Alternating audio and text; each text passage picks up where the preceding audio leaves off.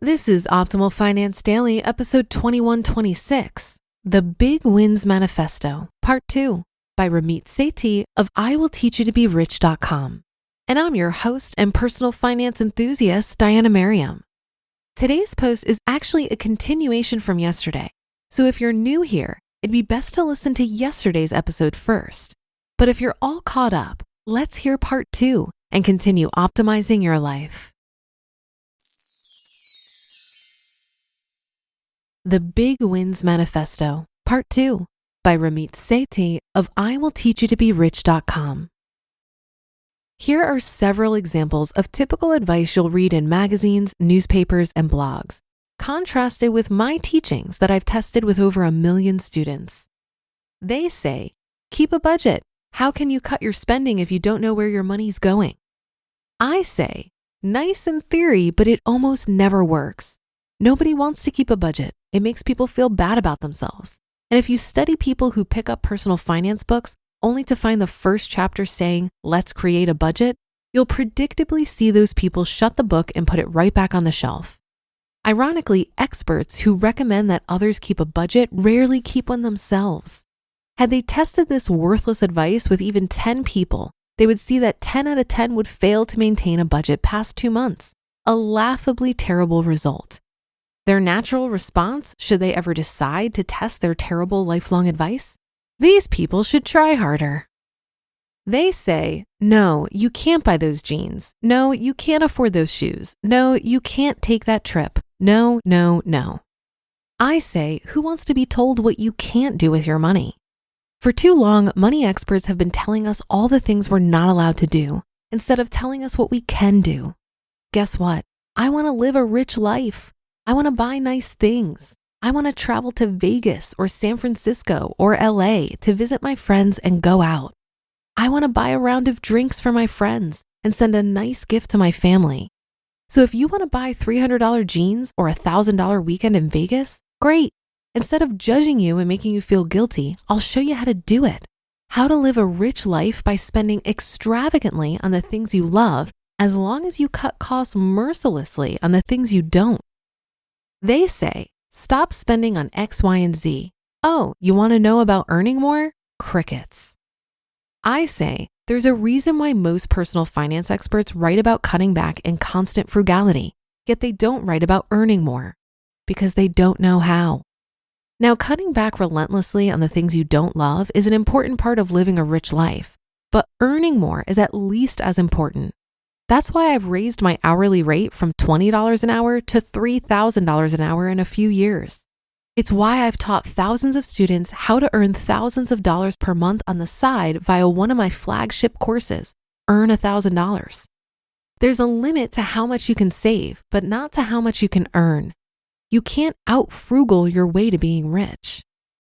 They say you should search around for the right accounts. You should call banks and try to bargain. And be sure to negotiate your salary sometime. I say, you already know what you should do, yet few of us do it. Instead, I provide the exact word-for-word scripts, phone numbers, and exact accounts I use so you don't have to think. You can simply open the right accounts, negotiate your salary, automate your money, and get on with your life. They say, do this, do that, not that. I say, read virtually any money or career advice, and you'll see a laundry list of tactics.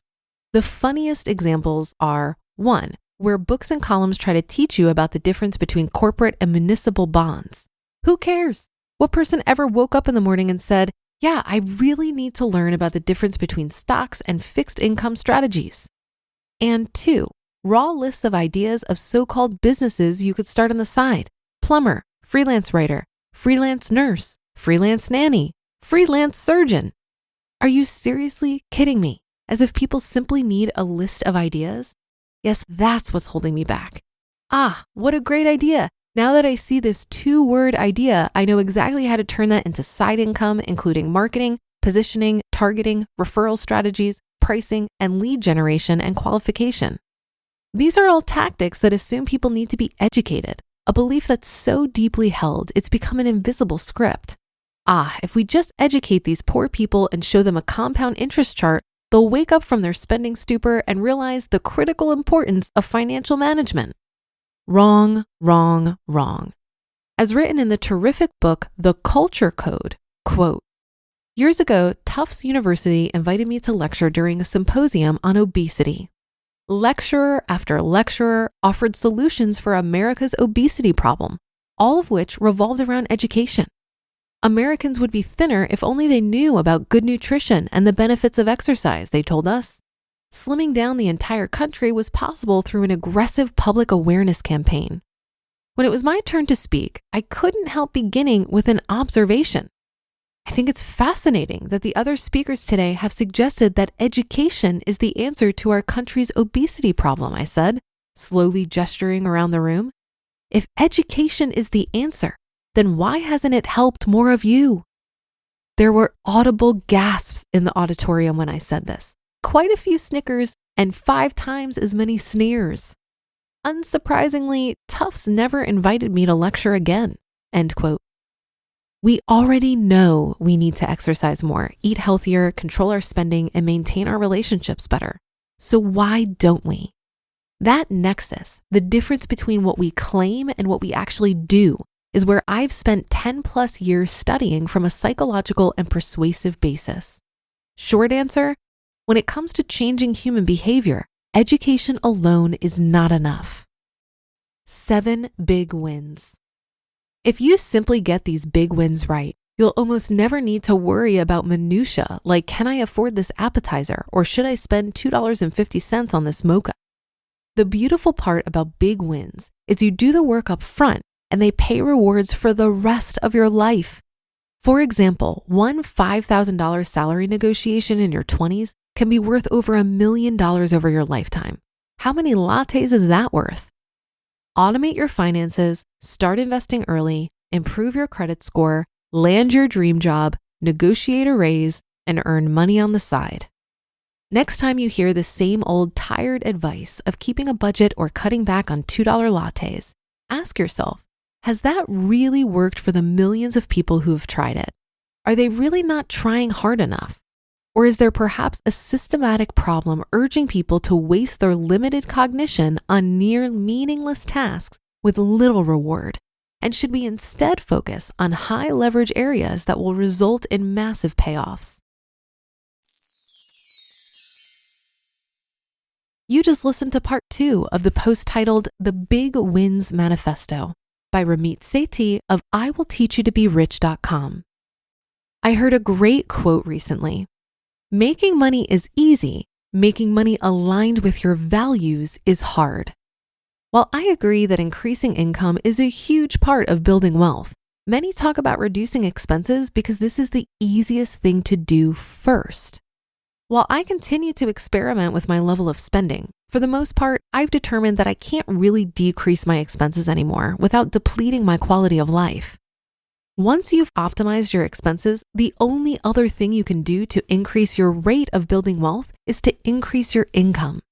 I emphasize the rate aspect of this equation because even if I don't increase my income right now, I'm still building wealth and on my way to financial independence.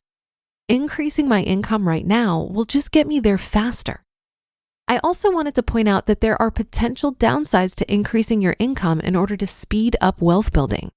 It could potentially lead to more stress, less time for self-care, and more risk for burnout. I would offer here that your speed to financial independence doesn't necessarily need to be your highest priority. So when it comes to increasing income, perhaps we can look at it the same way we look at decreasing expenses. How much can we increase income without depleting quality of life? And when we reach a savings rate that's optimal, perhaps then we can focus our efforts on maintaining it versus increasing the savings rate. And that's another episode of Optimal Finance Daily in the books. I'll be back with more posts for you tomorrow. So I'll see you there where your optimal life awaits.